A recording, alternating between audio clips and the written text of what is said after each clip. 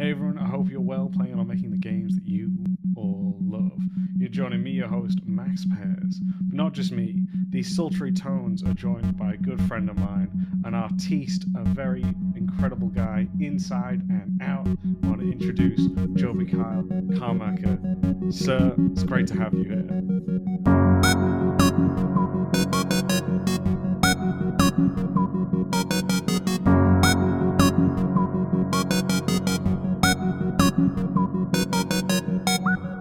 Hey Max, thanks for having me. No worries, man. It's great to finally have you on the show. Yeah, we've been talking about for a while, I feel like last couple of years, and finally made it happen. Yeah.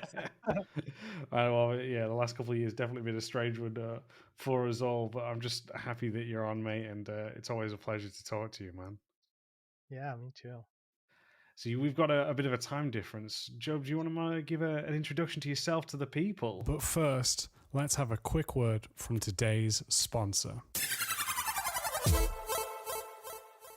Today's sponsor is none other than me. What I've done, everyone, and I hope you're excited for this, is I've actually created a LevelDesign kind of store. What I've done in this store is put up different kinds of tips and tricks that you can find there, whether that be my actual ebook itself to that of LevelDesign pamphlets focused on different things such as traversal, stealth, breaking into the industry, as well as different talks that I have done which you cannot find anywhere else other than on this store. So if you are looking to improve on your LevelDesign skills and processes, then check out the LevelDesign store, which will be down in the description below, where there'll be a link to find this. All you need to do is head over to gumroad.com/LevelDesign lobby.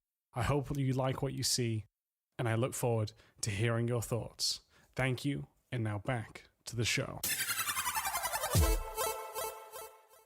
Yeah. So it's 1 p.m. here. I think it's 9 p.m. where you are, right? Correct, yeah. Yeah. I'm in Seattle. Just recently moved back from LA.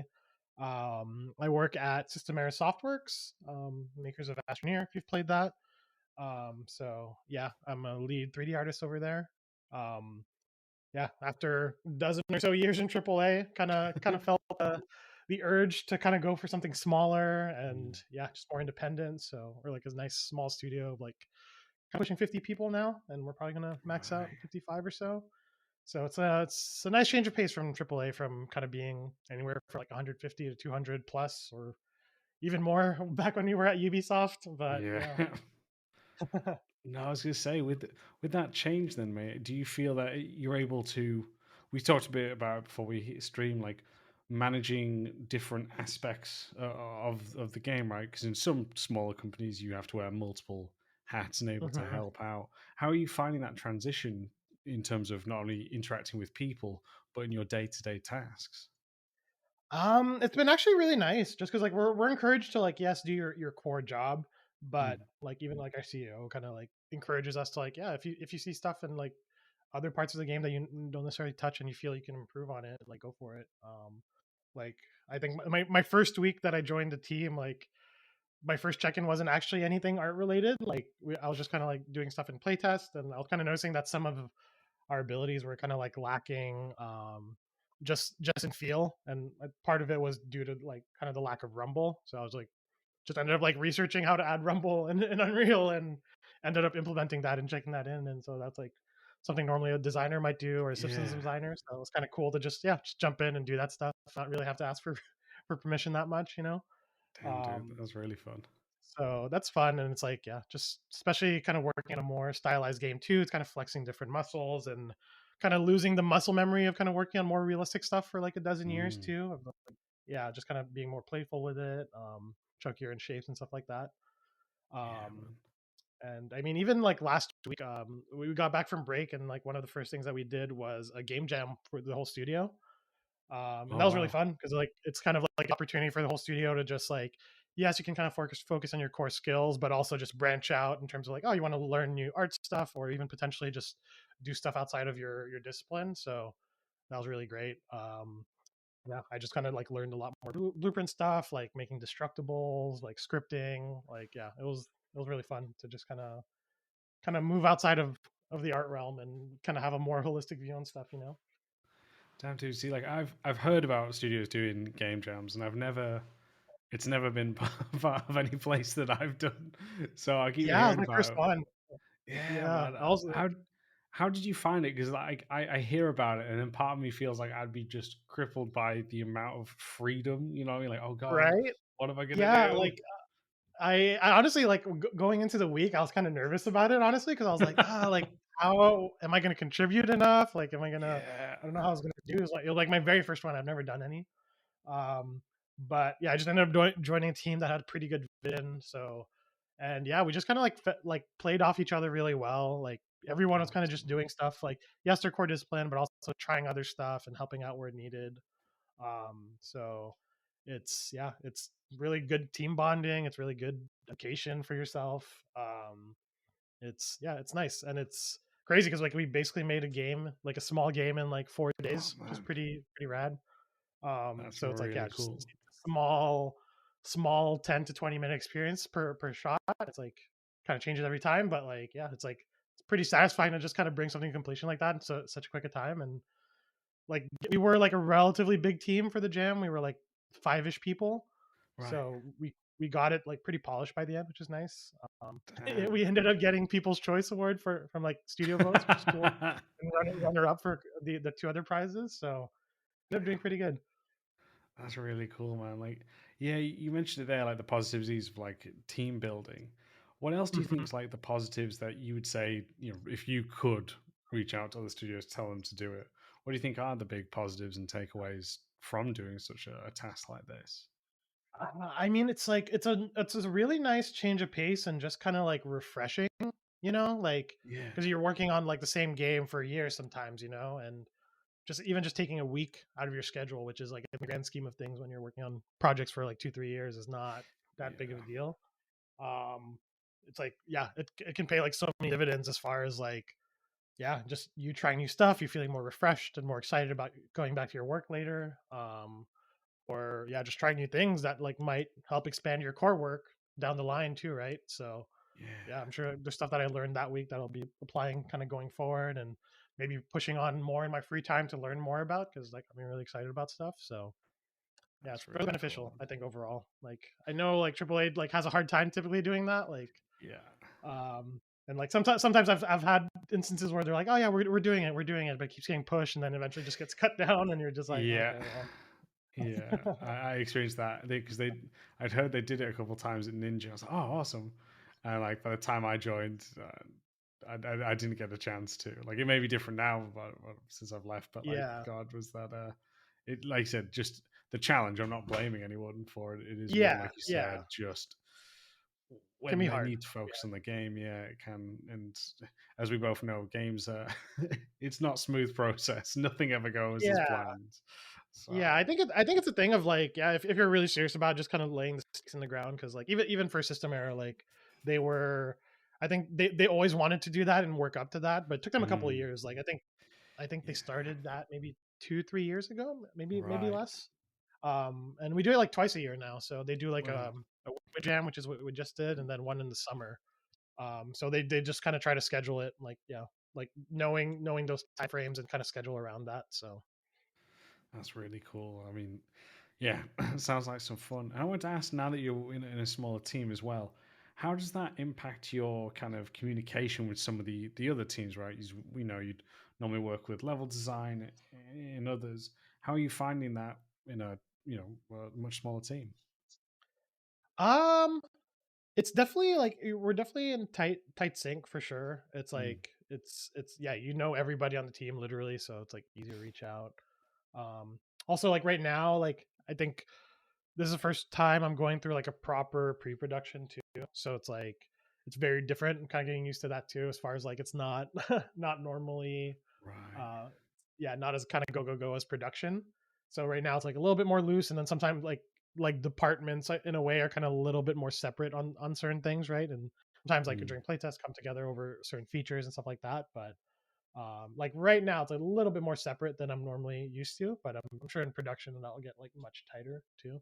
yeah. um, but also it's like yeah, it's how we're making the game is not necessarily like like yeah, kind of like more traditional AAA as far as like kind of levels and stuff like that. So it's like it's a Right. bit different for sure. Yeah, man.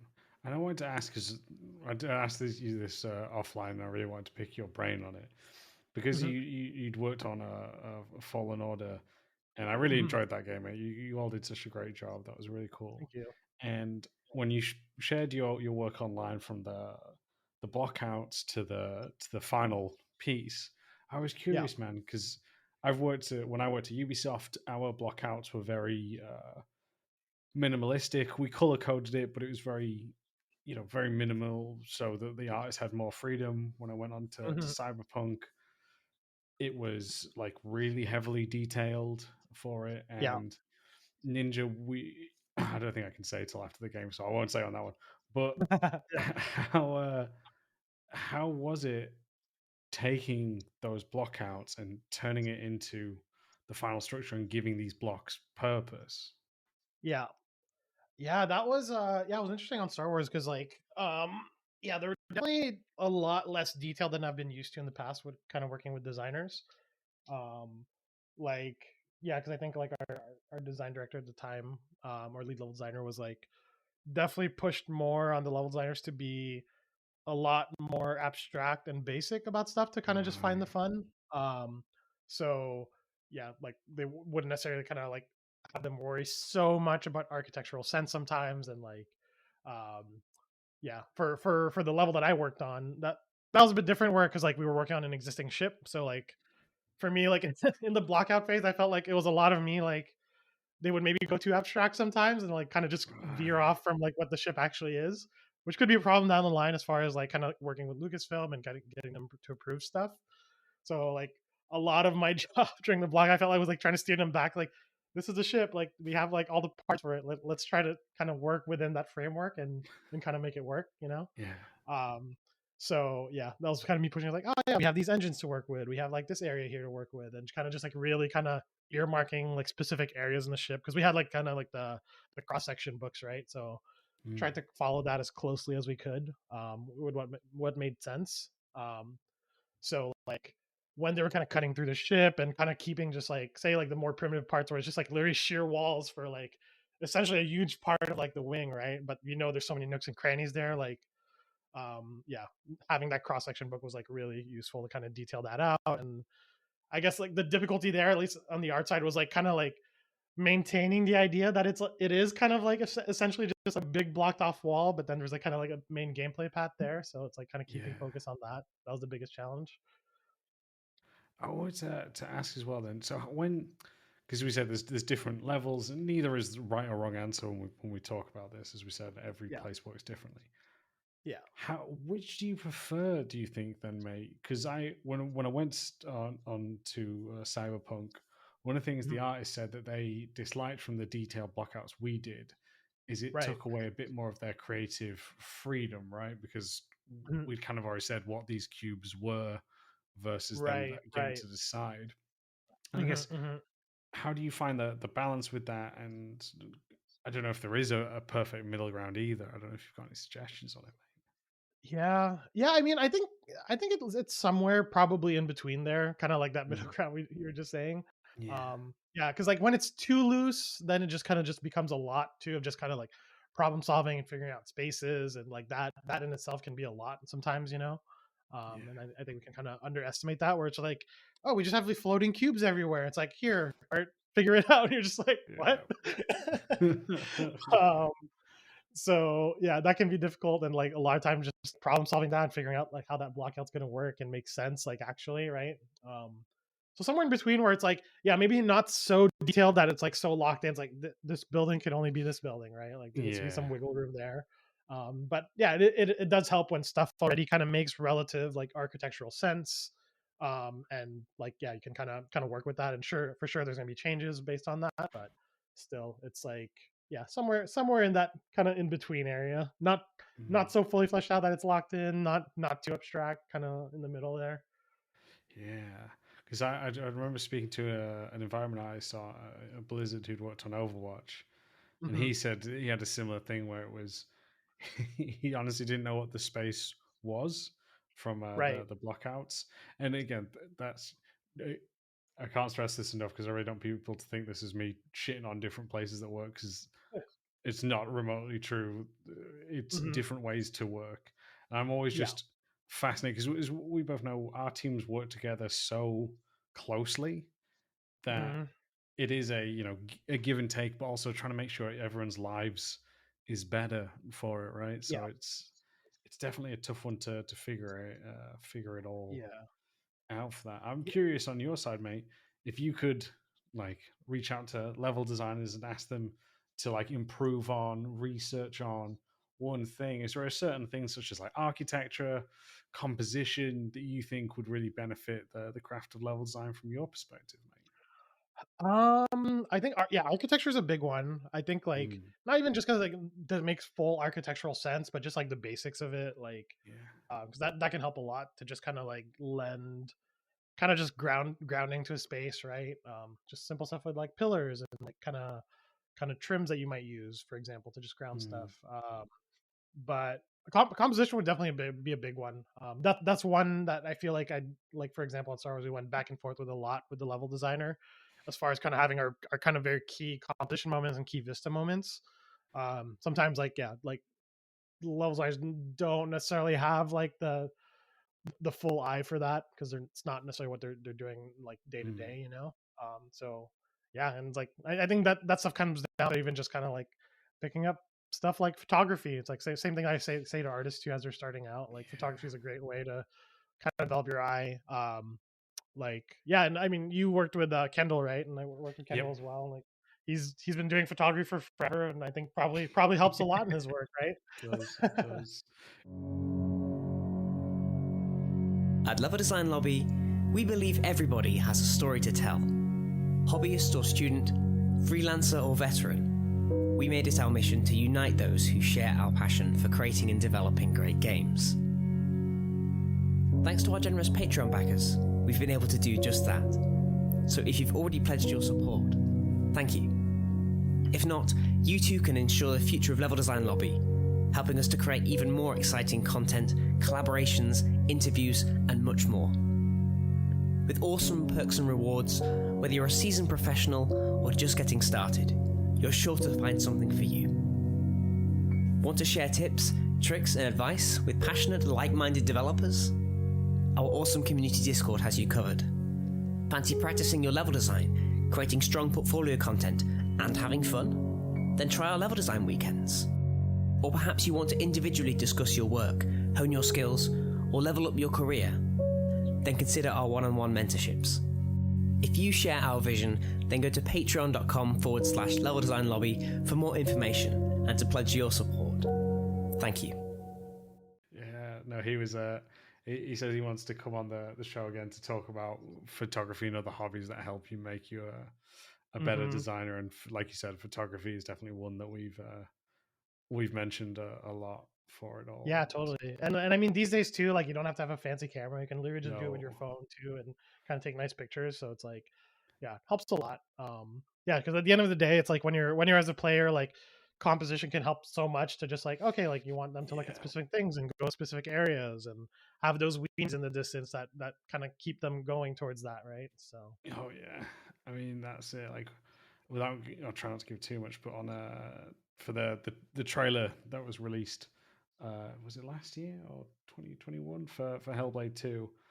Again, Mhm. we were just practicing with cameras, phone cameras behind the characters to get perfect shots for these, you know, Uh-huh. trailers and stuff, and working in mocap, and it did just, yeah, really, like you said, open your eye. The simple things of like rule of thirds, right, and like Mhm. where is the camera placed on the player, so you know where to Yeah. give that opening or that view, right? Now it's normally Mhm. above their right shoulder, but it can differ, right? So yeah, that Yeah. is for sure something that I agree with, man. Like there's a lot in it, and then you look at like cinematography. Like I've just been obsessed with that for the last year or so. Mhm. Man, so much in there. That again doesn't always translate, but you're seeing it a lot more. You're seeing it with God of War, right? With the one take, Mhm. it's definitely, it has before. I mean, the Batman Arkham series did a good job with theirs. Like when you walked, he was like it was really close to Batman. Like he covered like 2/3 of the screen, and then when he ran, he zoomed out and he became the That's center. taller. Yeah, Yeah, like so. Not yeah, only because from like as you so much of saying, what we're doing. Yeah, so much of what we're doing is like just leading the player, leading the eye, right? So mm, yeah, that all kind of like factors into that. for sure, man. That's it. It's is there any other hobbies you think you'd recommend? Um, hmm. Yeah, I mean, photography is definitely the big one. Hmm. Um, yeah, like, yeah, and combined with that, probably just hikes, walking around the Yeah, city, like stuff just gives you ideas for layouts, for just getting a feel for spaces and places. Yeah, it's always good to do stuff, not just always fully games, for where it's like sure. get inspiration outside of it. Like even like sometimes like I get like just from reading certain books and like descriptions of stuff, I can kind of get inspirations for like a like an environment or a space. And yeah, it's like stuff outside of like what you'd normally look at, as far as just like looking at other games for ref or Yeah, things like that. completely agree, man. Completely agree. It's also good just to. I don't know if you're finding this. Maybe this is me sounding really old, mate.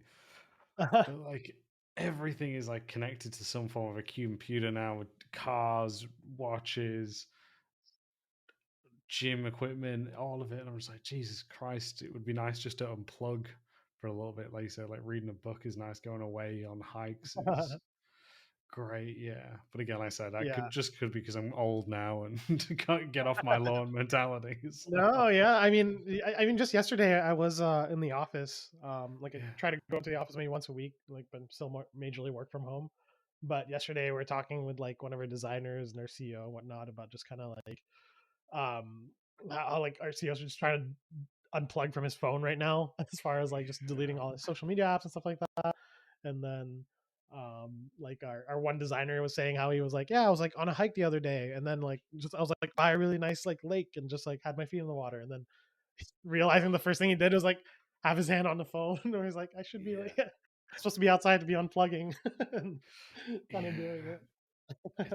It's tough too, man. Like I recently got rid of my Facebook, and God, for a Mhm. second, I was like, "Is this the right choice?" And, I said, "Just get it away." It feels much better to be off it for it Yeah, yeah. personally. You Yeah, I feel these days I'm not as much on it. I'm mostly just on Messenger to like talk with Oh friends there yeah, on chat, but that's about it. yeah, man. No, it's because the positive is obviously keeping in contact, right, with people, which is always Hmm. great, and you don't want to lose those contacts if that's the only way you speak to them. You know what I mean? Yeah, yeah. Especially with like kind of us that's moved around a lot too. It's like, yeah, sometimes a Yeah, text would like cost a bunch to like text people like out of country. So it's like, yeah. Facebook or God, WhatsApp or yeah. stuff like that can be be a bit better option for us. For sure, man. Oh, that's a great point. It could be a good question for you, mate. How have you Hmm. found moving around? Because obviously you left your home country as well. Hmm. How how have you found that exploring the world through your career in that? I mean, I've always appreciated it because it's always been kind of like a goal to kind of get out of Mm, Canada when I was there, like whether it was the U.S. or Europe, and then ended up being the U.S. But yeah, I mean, I feel like I did the most growing up as a person by kind of like leaving mm, home like early, like whether that was like Toronto at the time, and then even like more so once I got to the U.S. So I think I always appreciate it. It's like you always kind of learn new things from the new places you're at, kind of find what you like, what you don't like. yeah, And yeah, just meeting tons of new people, learning learning different ways of doing things. So yeah, it's man. yeah, it's nice. I'm definitely at the point now where I'm kind of starting to kind of get tired of it, and that's Yes, kind of like yeah, yeah, from kind of I'm going to lay down roots here in Seattle, like bought a house and all that. So it's like yeah, I'm probably at the tail end of that. So maybe just call this home base and kind of travel from here. But yeah. Oh, man, that's amazing. Yeah, I think it's something that I always encourage people to try. Some people don't want to, which is perfectly fine again. But hmm. there is a lot, as you said, you can learn from not only your career and work wise, but just as you said, growing up a lot. Yeah, There's a just as a lot you person. see. Yeah, Yeah. Yeah, and I It's find that like just over time, I tend to get along with people like, yeah, you've left home and you've like got out there, put yourself out there. You know, it's like yeah, it takes a lot for sure. And just kind of leaving for family, friends sure. like that. And yeah. Yeah, man, that's it. And it is a strange one because it's like like you said, you're putting away from your family, which can is a good thing in terms of growth, but a bad thing in like, oh, as you know, right, getting the time to see them again Hmm. can be a challenge, and especially with the last few years, Yeah. a much bigger one for it. So yeah, man, it's Yeah. some good pros to it for sure. I wanted to ask Hmm. you then, mate, as well. What would you say for someone who's trying to get into the industry, into environment art? What tips would you Hmm. offer them, man? Um, I mean, so the biggest thing is like, yeah, whether you're learning through school, like kind of there's a lot of game art Mhm. programs out there, some better ones than others for sure.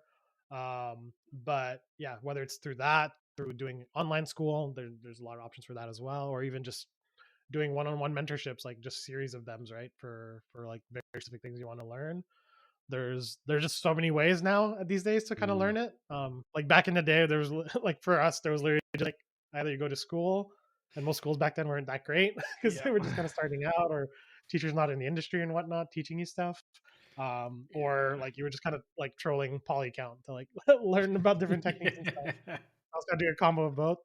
But yeah, now there's just like such a wealth of information out there, a lot of options. So it's like, yeah, just find what works for you. Because I know some people do better at school, some people learn better on their own Mm. fully, or learn with like better one-on-one. So finding what works for you, and then building up that portfolio, like that's the key. Like whether you have a diploma or not, like you can go to school, have a diploma, but if your portfolio sucks at the end of the day, you're not going to get a job. So it's like you really got to focus on, yeah, just having a solid portfolio at the end of the day, focusing on quality over quantity. That's the biggest thing. And I feel like like through Yeah. mentorships that I do like every weekend, like I feel like that's one thing that I stress a lot of, just quality over quantity.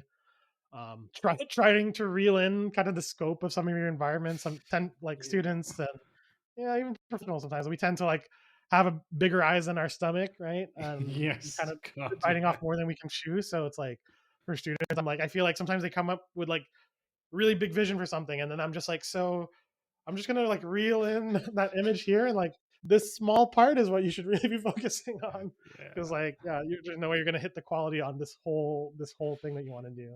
So you Yeah, really man. gotta really focus in. So those are the biggest ones. For sure, man. I was gonna say with ArtStation then, because obviously like, so we've been in the industry for a while. Yeah, And it's fascinating from my point of view, from an LD side, because you yeah. now have a much more unified portfolio with ArtStation. Yeah.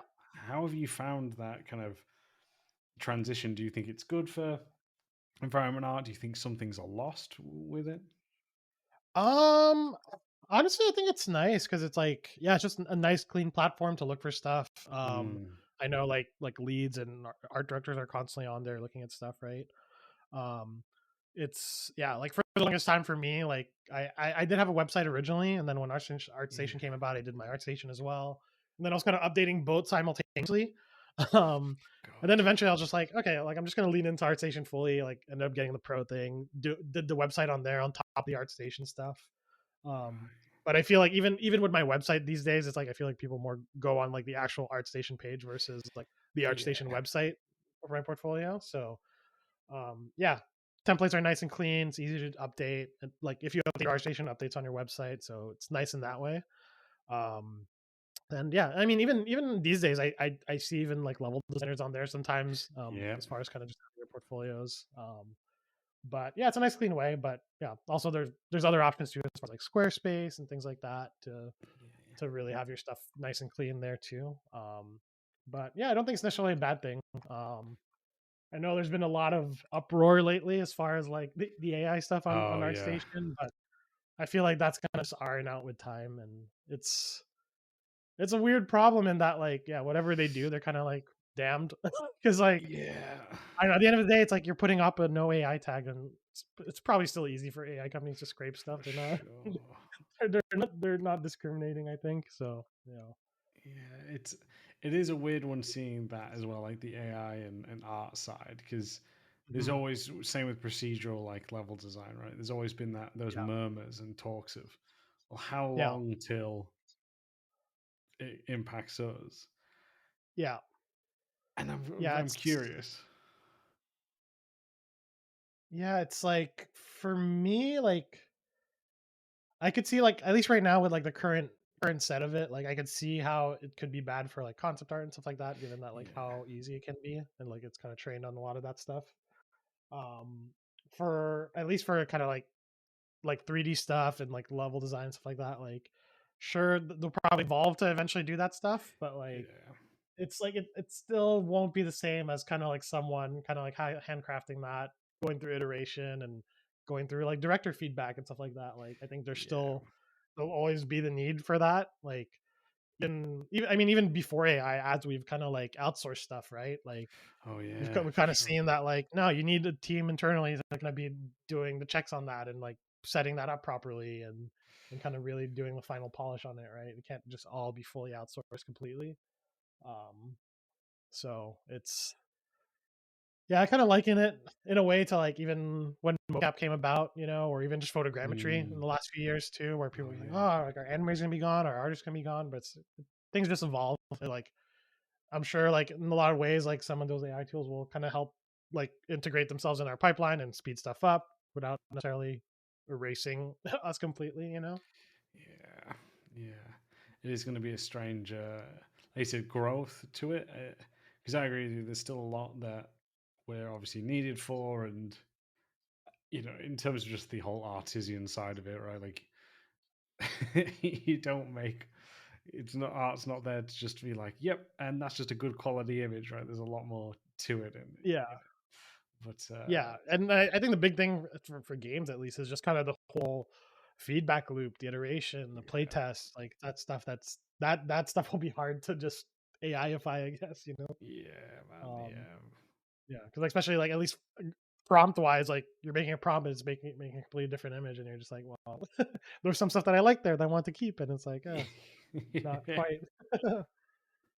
No, it is crazy to see it come about to the state that it's at, and I mean even just some of the AI bots, right, that are used in the service industry in terms of when you're Mm, trying to call a company about things or messages on websites, right? Like it is. yeah, more and more of that.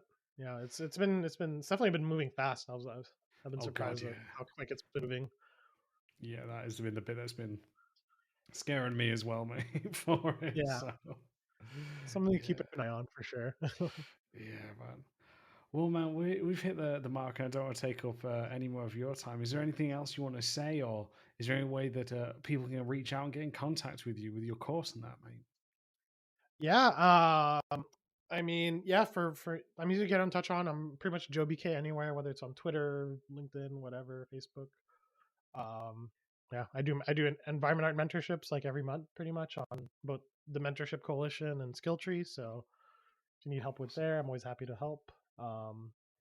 But it's always nice talking to a level designer. Like it's Yeah, um yeah, for me, like some of the best times I have in games is really when like level design and art is kind of like a full partnership and like for we're kind of sure. co-owners of a level. It's not just level design that owns a level or Yeah, art that owns a level. It's like when you're really looking at it together and collaborating and getting the best out of both design and art.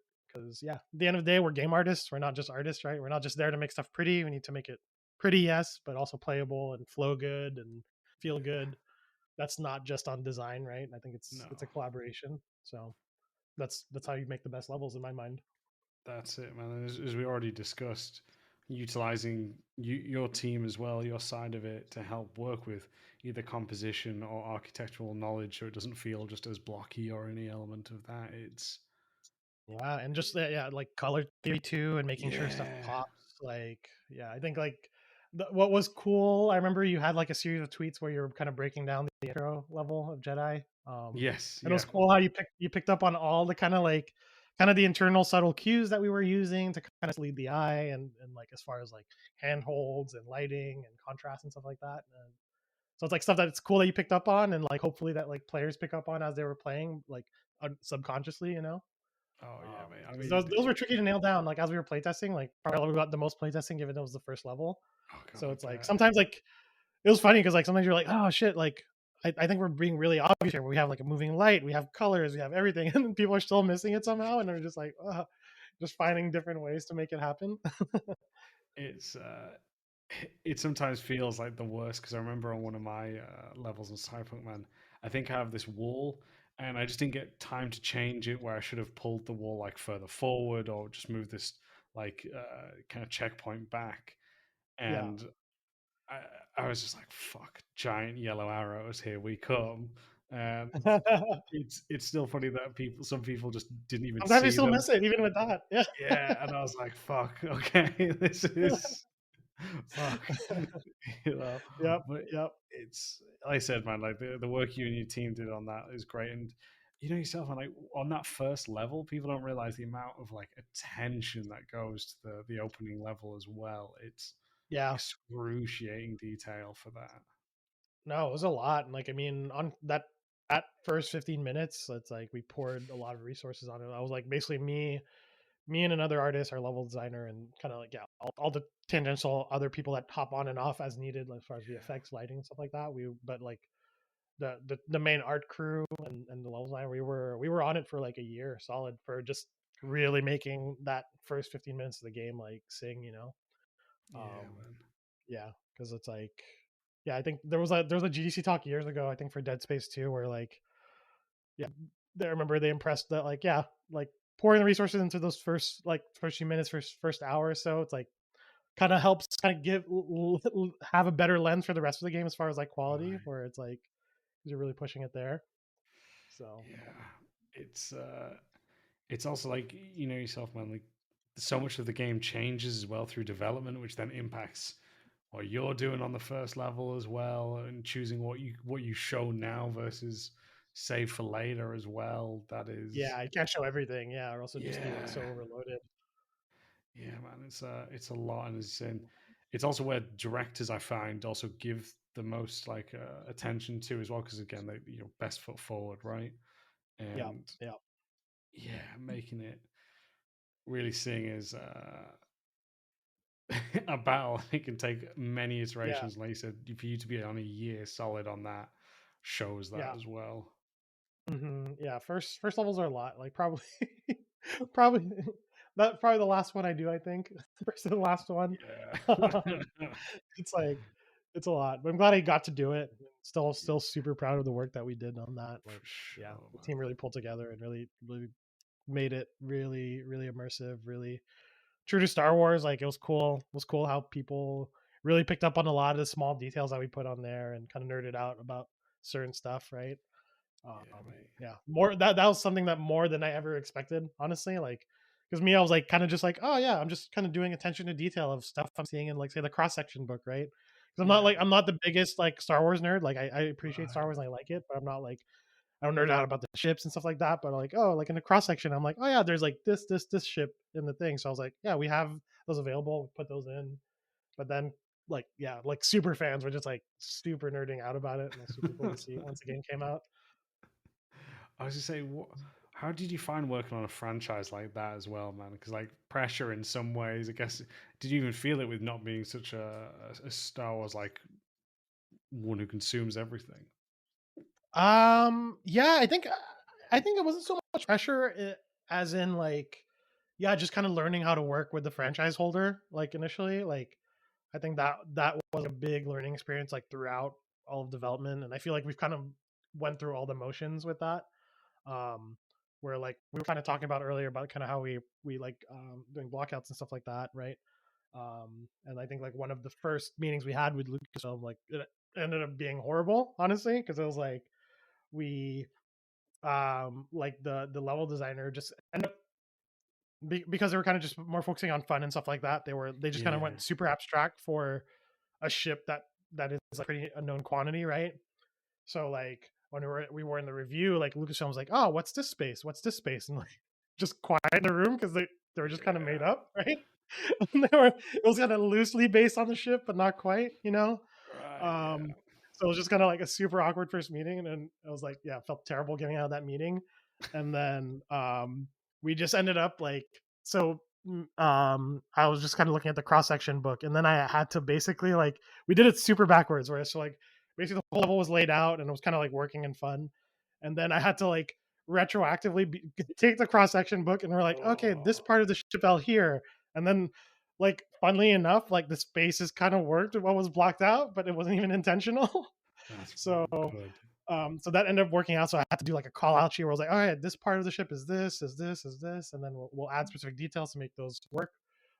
So we got super lucky on that one.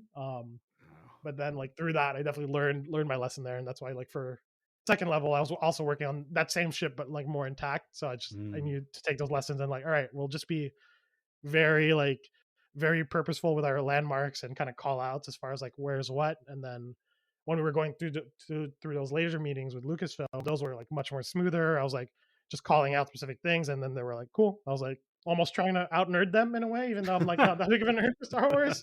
So I'll be like, oh yeah, this is like the hyperdrive, and this is this, and this is this, and they're like, all right, cool, they've got this.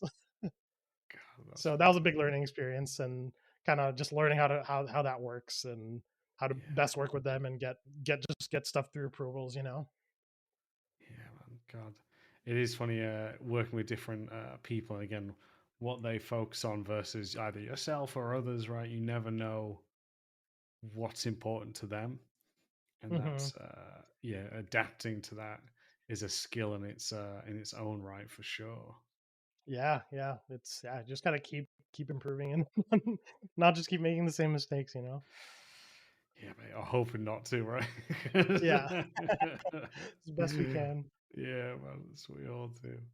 All right, man. Well, I'll let you get going because of our time difference. But thank you so Yeah, much for coming on, man. I'm going to put a link to all of Job's social media, his course, all in the description. So if you want to get in contact with him, just head down to the description. You'll be able to reach out to him, no problem. If you want to reach out to me, you can do so. I'm at Max Pears on Twitter. If you've got any questions, please email into the show, leveldesignlobby@gmail.com. And if you want to support the show, please head over to patreon.com/leveldesignlobby. All right, everyone, take care, and we'll catch you all next time.